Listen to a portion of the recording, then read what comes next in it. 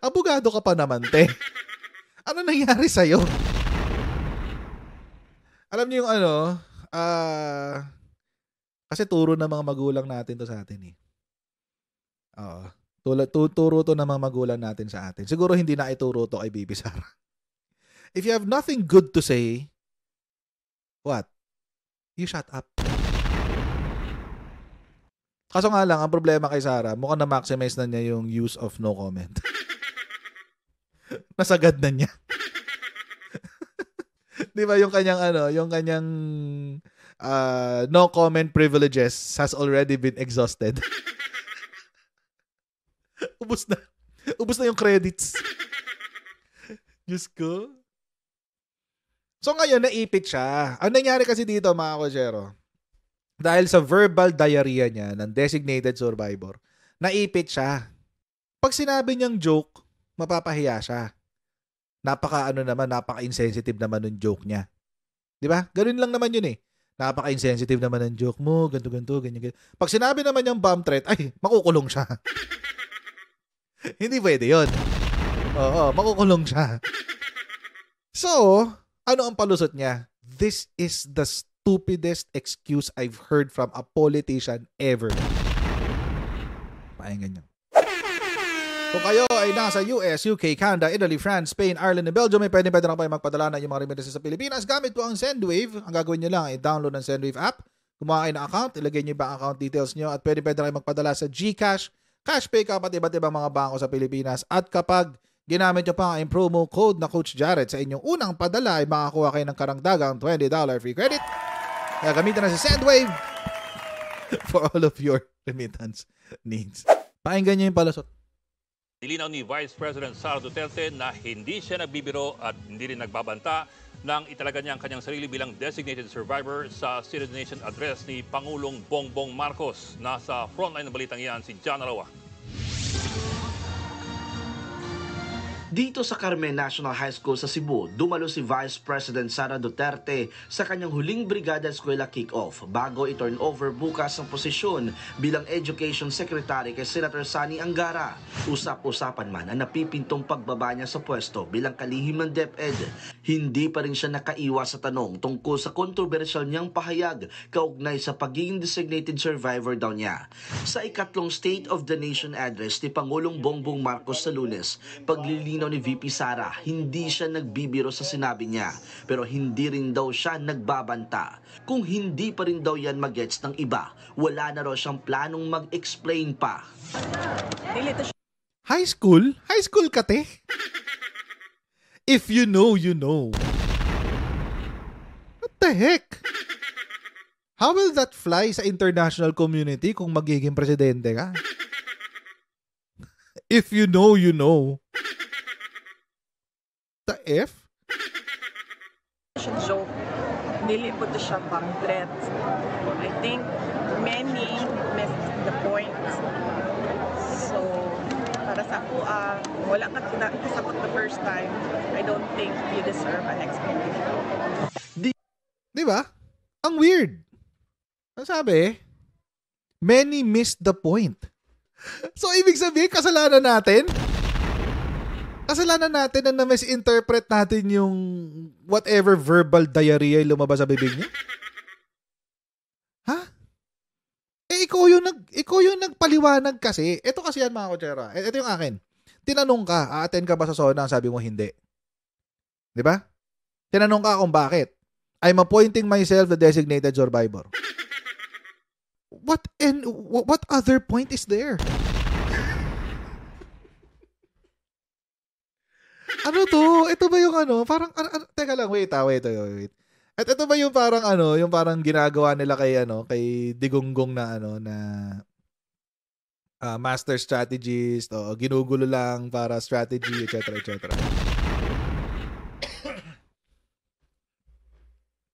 Yun ba yun? Yun ba yung, parang ganun ba yung sinasabi dito? Ganun ba yun? So if many miss the point, what is the point of the message? Ano yung gusto mong i-communicate na hindi ka pupunta ng SONA? Yun lang ba? O di sana yun na lang sinabi mo. Di ba? Kasi alam niyo ang problema dito, mga kotsero, na Nabatikos kasi siya ng sobra dyan sa designated survivor comment niya na yan. Nabatiko siya ng sobra. So ang balik niya, mga kotsero, dahil nabatiko siya ng sobra, ang balik niya sa mga bumabatiko sa kanya, kung hindi mo na gets yung sinabi ko, I don't have to explain to you. If you know, then you know. So, ibig sabihin, mga kotsero, problema natin lahat yun. Parang ganon. Kung hindi nyo ako naintindihan, problema nyo lahat. Anak ka ng tipaklong, Vice President ka eh. Napakawalang kwenta ang Vice President talaga nito. Vice President ka eh. Parang if you know, you know. Kung nagets mo, o di nagets mo. Kung hindi, edi hindi. Ganon.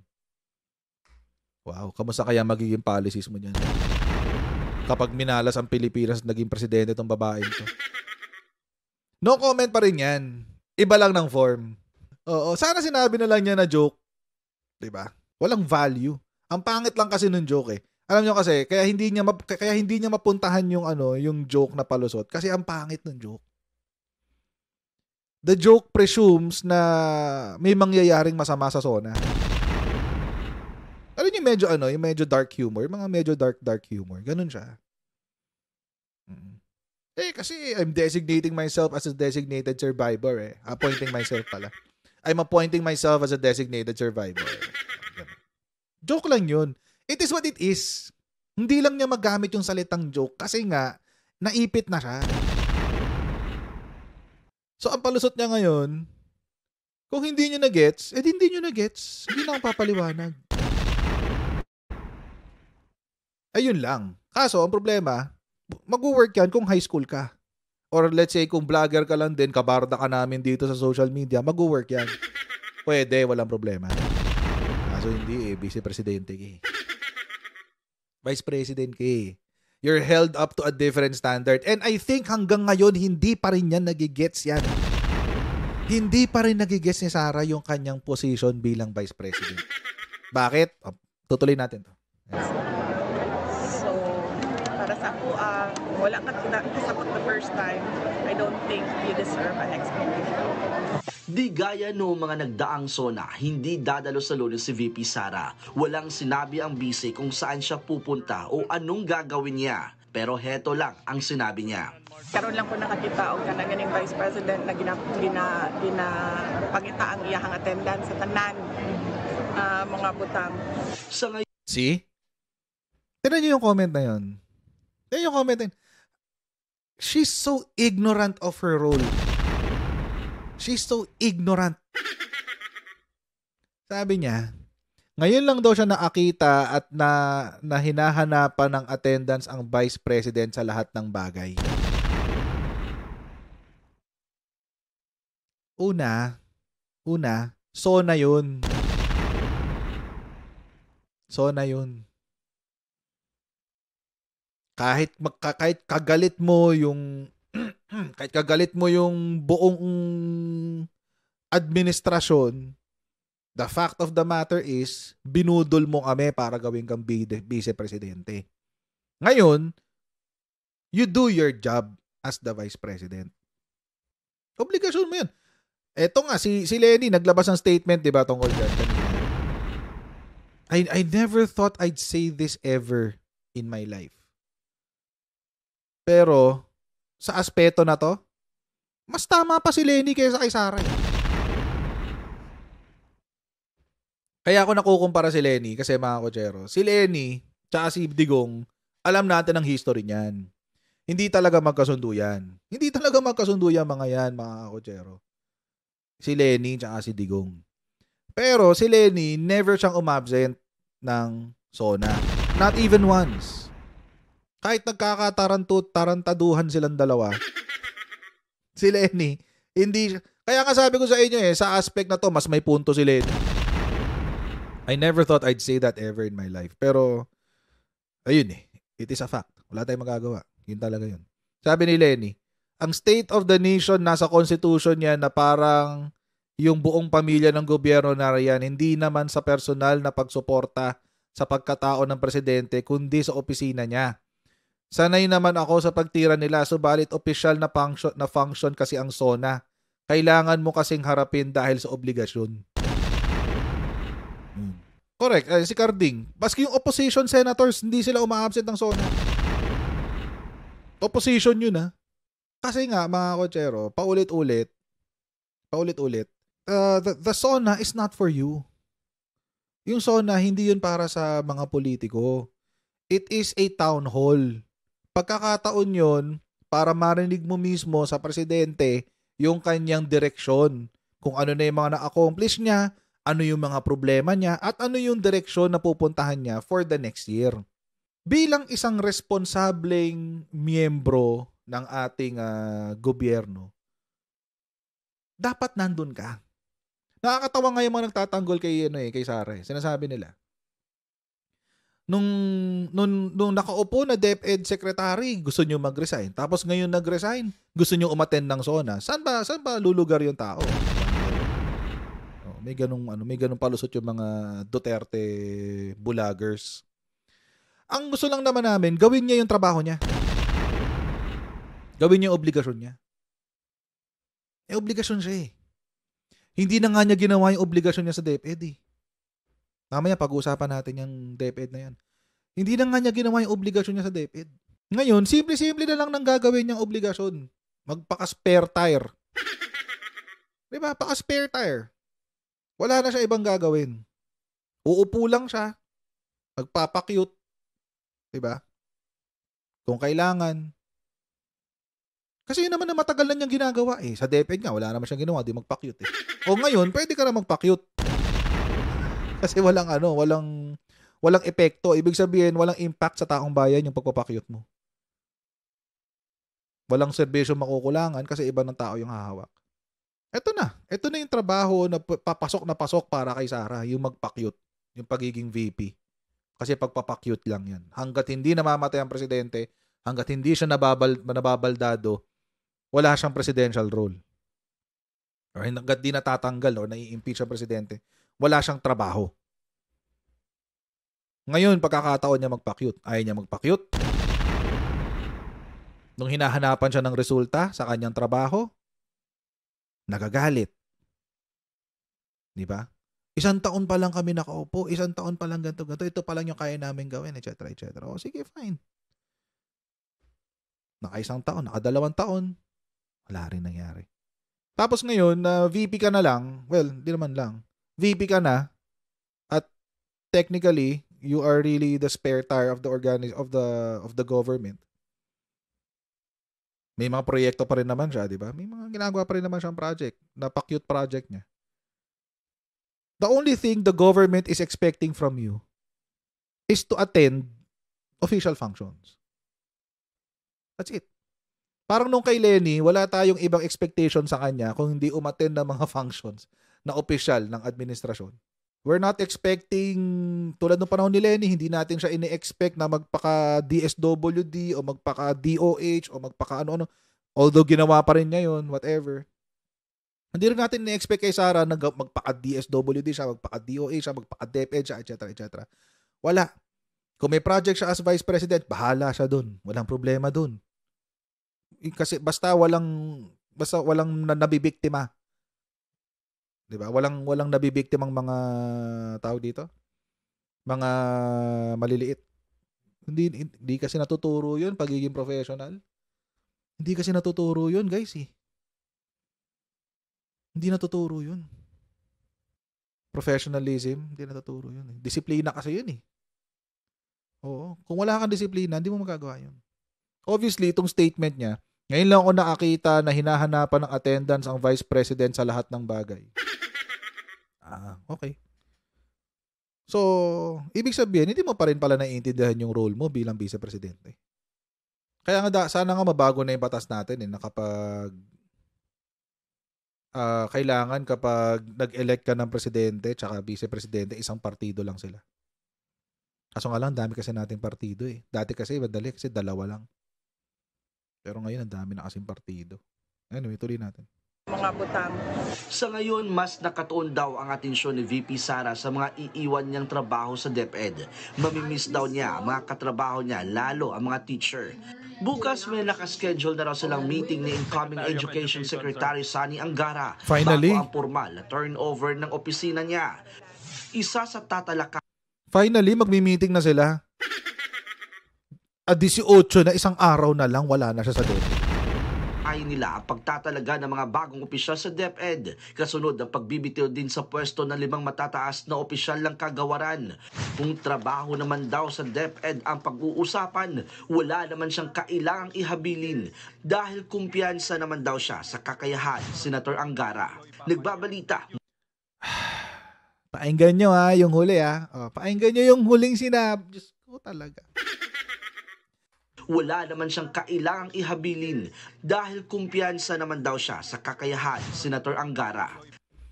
So tama pala ako the past few days. Hindi siya nakipag-usap kay Angara kasi wala siyang trabahong i-endorse. So ibig sabihin, wala siyang inasikaso. Wala siyang tinrabaho. Wala siyang i-endorse eh. Seriously, walang high-level tasks na nagawa? Wala kang i-endorse? Yung mga high-level lang, yung mga nasa realm of the Secretary of Education. Wala kang policy na naisulat, kahit na i-draft man lang, polisiya na gusto mong gawin para sa mga guro o sa mga estudyante o sa mga admin, etc. Walang ganun. Wala kang deliverables na i-endorse mo kay Angara. Doon sa yung International Education, ASEAN Education something. Wala kang i-endorse na ganun. Kasi siya yung presidente ng ASEAN Education something ito si VP Sara eh. Wala kang i-endorse doon sa ASEAN something. Anong ginawa sa DepEd ng 2 taon? Alam niyo mga kotsero sa mga hindi po nakakaalam, kasi maraming po nanonood sa video natin na hindi lang naiintindihan yung halaga ng endorsement.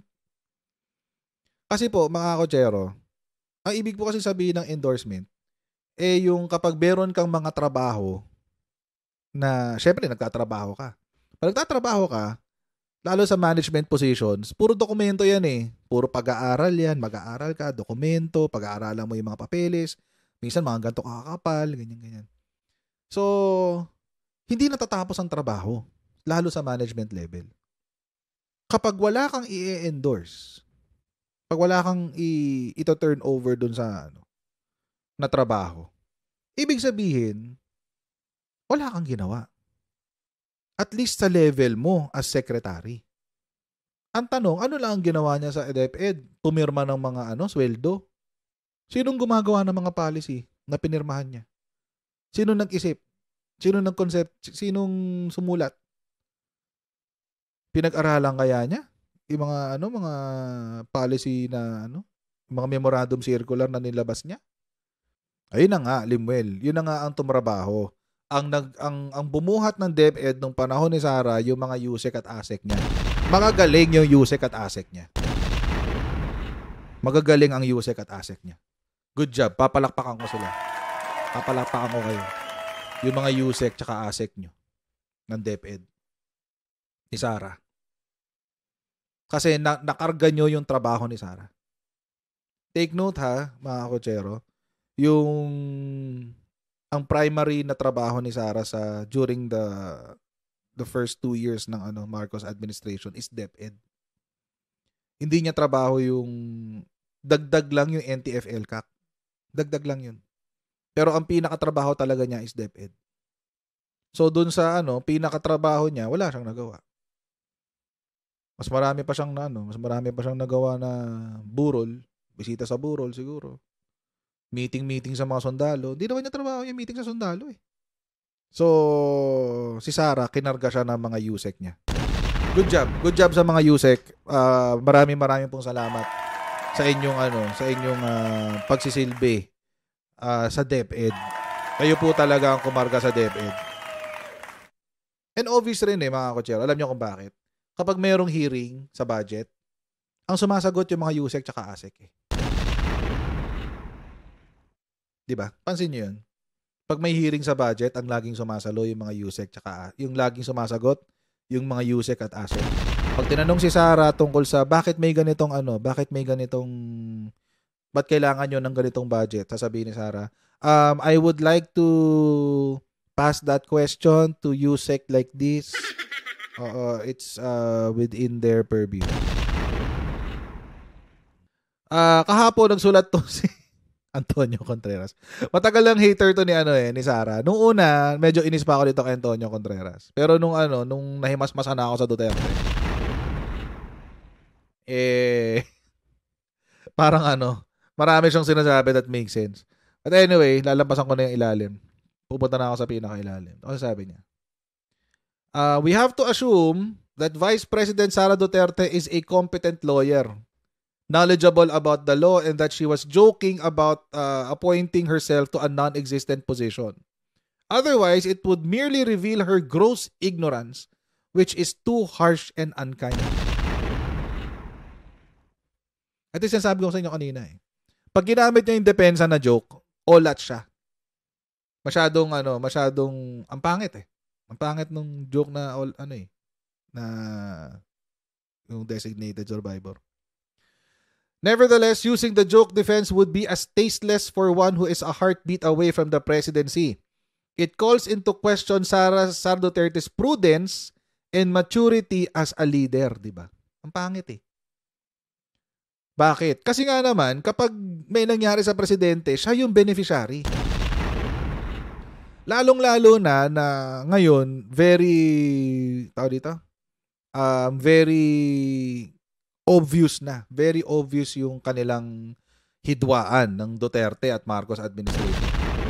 So, ang pangit. Kasi, yun nga, it is tasteless as it was imprudent and immature, particularly when it takes into consideration the talks of destabilization. She has practically caused her joke, if indeed it was one, to be perceived as a national security threat. So mga kotsero, ito yung sinasabi ko sa inyo kanina, naipit siya sa sarili niyang salita. Verbal diarrhea nga kasi, hindi nag-iisip Naipit siya sa sarili niyang salita. Pag sinabi niyang joke, ang pangit ng dating kasi ikaw na yung ginagawa nilang mukha ng oposisyon Ikaw na yung mukha ng destabilisasyon O di ang pangit nga naman ng joke. Otherwise, it is a national security threat. so naipit na siya. At dahil naipit na siya, wala na siyang ibang response. Ang re-response lang niya, kung hindi nyo na-gets, sorry kayo, hindi ko kailangan magpaliwanag. Di ba? No comment pa rin yun. No comment pa rin. Medyo mas maangas lang. Pero no comment pa rin. Reyna talaga na no comment. Pero Reyna talaga siya na no comment, guys. So, yun talaga. Diba? If you know, you know. If you got it in the first time, if you misunderstood it, sorry ka, hindi mo gets. Hindi ko kailangan magpaliwanag. Diba? Sana naging sincere na lang siya. We don't need your genius. We just need you to be sincere. Sana inamin na lang yung joke Mas madali pa nga ilusot ko pag sinabi niyan joke. Oo, it is a joke. And I'm sorry if it was misunderstood. I never meant to hurt.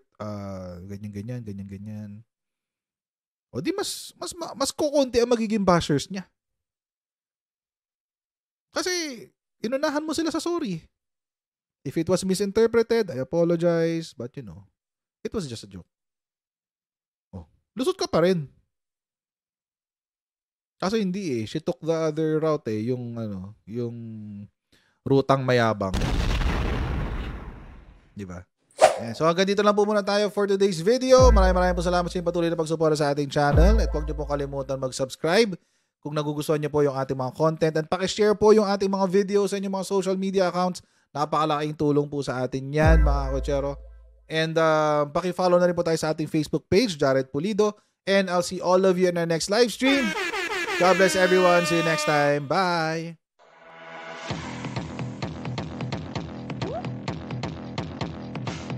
Pag ganun, huwag natin gawing tanga mga Pilipino. Mas maganda kasi nasa lugar ka ng tama kaysa yung pinipilit mo yung pagkakamali.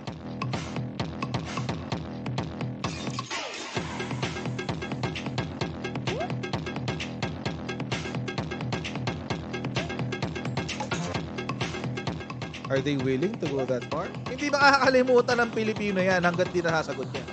Sino ngayon nagsasabi ng totoo?